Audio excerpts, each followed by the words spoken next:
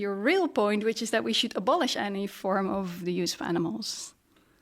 Well, so firstly, is that my real point? Is my real point that we should abolish Perhaps any it use isn't, of animals? Yes. I think I got concerned about this because of the amount of suffering that I was seeing on animals.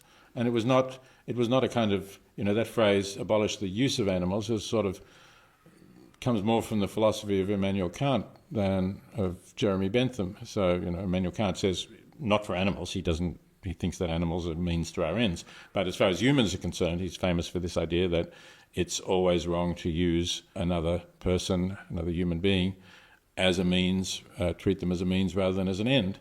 And, that's not my view in ethics. My view in ethics is, as I say, more like Jeremy Bentham, the founder of utilitarianism, who was concerned about maximizing happiness and minimizing pain and suffering. And I still think that is the crucial thing. Now, if you say to people it's okay to eat some animals, then of course there is the question, well, how do you know how much suffering there has been?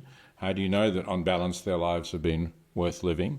And if you have to rely on labels that are put out by people who have a commercial interest in persuading you that these animals have good lives, then you might be deceived. That's certainly possible.